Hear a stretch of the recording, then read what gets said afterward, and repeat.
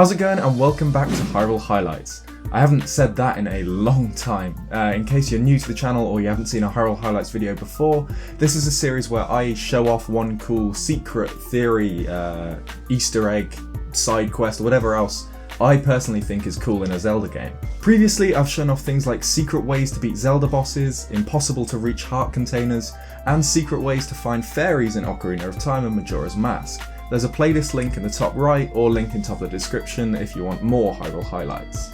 But today we're looking at Breath of the Wild, one of the coolest secrets found on the Great Plateau, the starting area. One of the things I love most about Breath of the Wild is that it doesn't explicitly tell a lot of its story. You have to think and work things out about the world for yourself, and this is one of those things. So without any further ado, let's look at one of the coolest secrets found on Breath of the Wild's Great Plateau.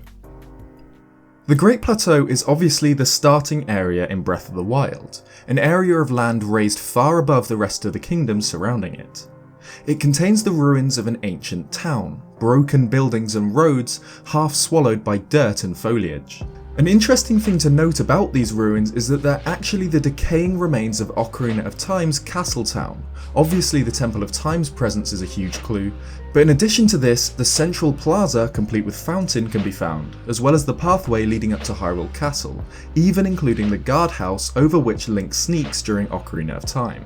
This would make the Eastern Abbey on the plateau the remains of Hyrule Castle from Ocarina of Time. Even the maps of the two areas match up perfectly. We don't know exactly why Ocarina of Time's castle town is found here on the Great Plateau, so far from where it used to be. Maybe I'll make a theory on it someday. Anyway, the plateau is a place absolutely rich with history. King Rhoam, in the guise of the Old Man, calls the site the birthplace of the Kingdom of Hyrule, which is absolutely true.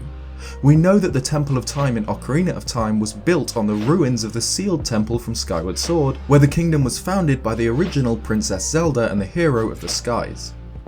King Rhoam lives as the Old Man on the Great Plateau, while Link is sealed in the Shrine of Resurrection.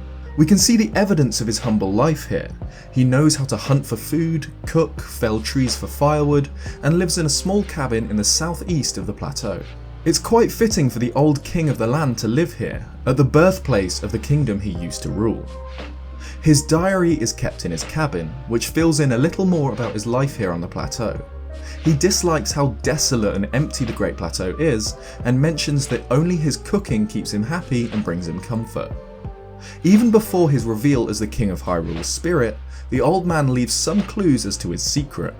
If Link asks what the king's doing, he'll often avoid the question entirely, and his theme itself is a quick version of the Hyrule Castle theme. But what I personally think the coolest secret is about the king's life on the isolated plateau is where he waits for Link to grant him the warm doublet.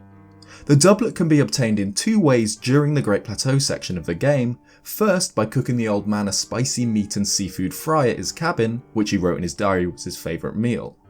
The other way to obtain it is to make it all the way to the peak of Mount Hylia by cooking cold resistant foods. Here the old man stands next to a tall stone formation, mentioning that he likes gazing out at the world from here. He'll reward you for reaching him with the warm doublet, but that's not the most interesting thing about him waiting all the way up here at the peak of Mount Hylia. This tall rock formation he stands next to is really weird, one tall stone surrounded by a few smaller ones. It's clearly not a part of the mountain surrounding it, it's so out of place and strangely shaped that it must have been man-made. We can actually learn the truth behind this rock formation from Breath of the Wild creating a champion, as well as in the game's files themselves, both referring to this rock as the grave of the king. In the files, this rock object is listed as Field Object King's Tomb A01, and creating a champion mentions that the derelict state of the Temple of Time and the buildings around it, with scorched ground and broken stone, as well as the fact that the king's grave is located on the plateau, indicates there was a fierce battle here. We know, again from this book, that the king led the Knights of Hyrule, trying to get people to safety during the Great Calamity, but perished while fighting guardians and monsters, so it's very possible that he died here on the plateau, fighting Ganon's assault. The annotations in creating a champion note that they would have liked Sheikah, who knew what happened 100 years ago, to visit both the king's grave and the Temple of Time to leave flowers for the deceased, but it doesn't seem like this detail made it into the final game. Now that we know the truth behind this rock formation, it's clear to see. The large upright rock functions as a headstone, and the area below it, which notably snow doesn't cover, is a suitable size for the area in which the king's body was buried. The king stands near his own grave from time to time, looking out over the kingdom he once ruled.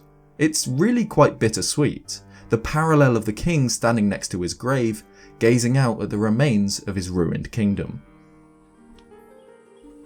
Thanks for watching this episode of Hyrule Highlights. Again, there's an entire playlist of this stuff found in the card in the top right or link in the description if you want more of it. If you enjoyed this video, as usual, please leave a like, it really helps the channel out, or subscribe if you want some more Zelda content. A huge shout out to Skiller's Art on Twitter, who actually brought this secret to my attention. My DMs on Twitter are always open, so if you've got any video ideas or anything like that, feel free to shoot them at me. Cheers guys, and I'll see you next time.